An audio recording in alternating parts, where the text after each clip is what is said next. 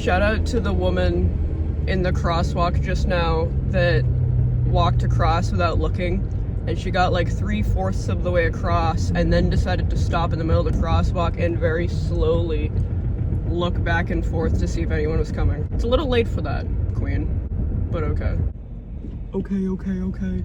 I was just about to say something rude about the person next to me trying to get onto the rotary, but I'm like 99% sure that it was my stepsister. Like, out of the corner of my eye, I was like, oh, that looks like her. And then the car passed me and I was like, oh, that's the same make, model, and color that her car is. I'm gonna tail this bitch. Just kidding, I'm not doing that. Practice safe driving. There's a, I don't know if it's like a used car place or, no, I think it's like an auto body shop or a mechanic or something. And they always have some kind of Mercedes out front. It's usually an older one, but they're always like nice and in nice condition. And I just drove by and they had a G-Wagon out front. Go off, Kings.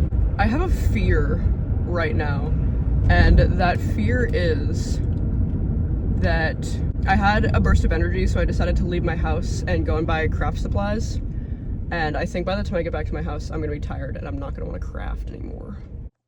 Editor's note: that fear came true. Maybe my hobby is buying craft supplies and not actually doing crafts. I'm gonna need this red light to not be red. I need to pee bad. Ooh, I need to go to CVS to pick up my prescription. Ah. Ooh. Ooh, ee, ooh, ah. Ting tang, walla walla, bing bang.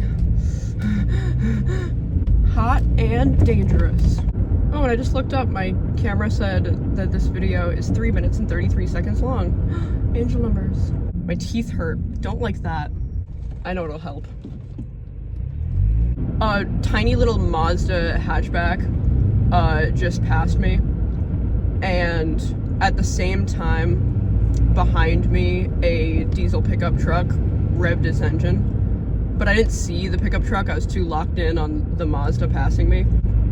I thought the Mazda was making the diesel truck engine revving noises, and I was like, damn, little fuck ass Mazda hatchback. Okay, beefy. Beefier than I thought you'd be. And I realized that was not the case. Ooh, ee, ooh, ah, ah, ting, tang, walla, bing, bang. Ooh, ee, ooh, ah, ting, tang, walla, bing, bang. Let's get physical. Don't pull out.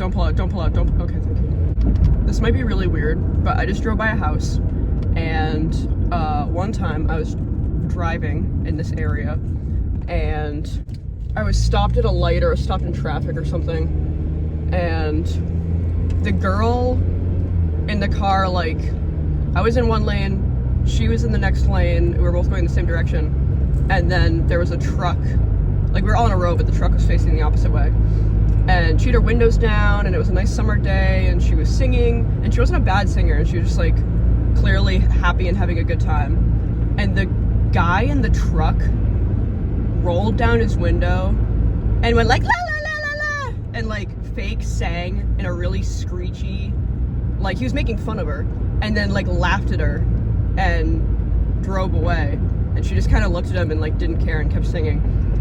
And that made me think of it because I ended up behind her, and then that was her house that she pulled into, so that's why I just thought of it. But I was legitimately, that, like, ruined my day. I was so mad about that afterwards. Like, so many people hate fun and joy and happiness, and it's the strangest thing to me. Like, there are so many people that want to make other people feel bad and want to have other people be as upset and angry and hateful as them. And, like, I actually got into an argument with somebody about it once. There are some people who intellectualize suffering, and my thing, I used to have a name for it. I used to call it, like, violent joy or aggressive joy. I don't remember what I actually called it.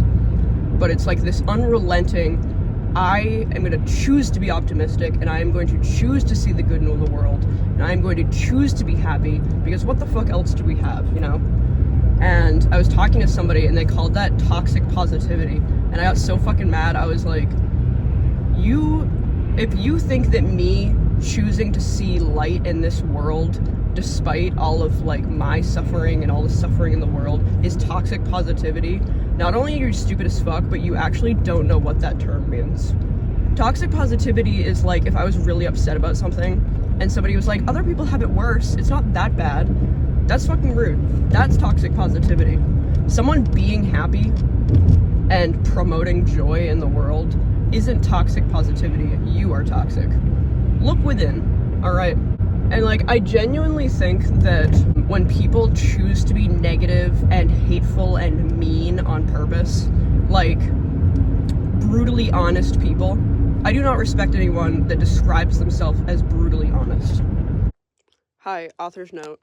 I don't mean people who are actually honest people. I'm an extremely honest person.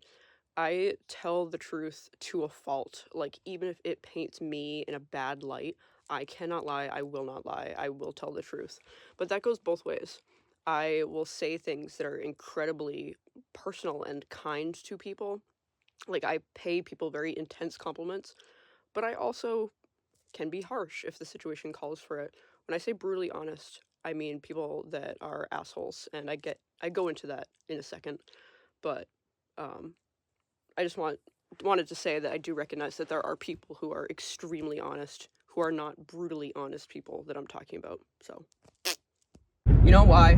Because 95% of the time, people who think or say that they're brutally honest, they just want to be fucking mean and disguise it as like, oh, you can't handle the truth, like you're just too sensitive. No. You want to be a fucking asshole and you don't want anyone to call you out on it. And I think one step further, I think people that do that, it is much, much easier to say, oh, people don't like me because they can't handle how honest I am. Instead of, hello? Oh, good. The car in front of me just cut off a fucking short bus. It's much easier to say, oh, people don't like me because I'm brutally honest and they just can't handle it. You know, like they're too sensitive, people can't handle the truth. As opposed to reflecting and seeing that maybe you're not likable. It's easier to choose to be angry and hateful and brutally honest and be like, oh, that's why people don't like me, as opposed to being yourself. Because if you be yourself and then people still don't like you, it's like, okay, then what? But if you have this like outward shell armor of I'm brutally honest and people can't handle it, ain't that just it? I was somewhere once and this guy, I knew these two people, and this guy looked at the girl and he said, wow, you look like shit today. And she goes, wow, thank you so much. What the fuck? Why would you say that? And I was like, yeah, what fucking possessed you to make you, like, what made you think saying that was okay? And he was like, what? I'm just being honest. It's just what I think. Like, I'm brutally honest. And I was like, no, you're an asshole. That's it. You're not brutally honest, you're a dick. And that particular individual is not particularly well liked in that sphere, that social group. So that's an example. I think he is an asshole on purpose because he knows that nobody likes him, but chooses to believe, has like this plausible deniability of like, oh, people don't dislike me because of my personality, they dislike me because I'm just too honest, and like people just can't handle my honesty. You know, it's this plausible deniability that other people are too sensitive and weak, and not that you are fucking awful. That's my little tidbit of the day. Again, long ago. God, I fucking love Michael McDonald. To be yet to be created. Once in a life, I could have a smile. Nostalgic Dale. Oh, I was supposed to go to CVS. Oh, I went the wrong way. I was too locked in. It was too good. Yeah. Running and running and running and running and running and running.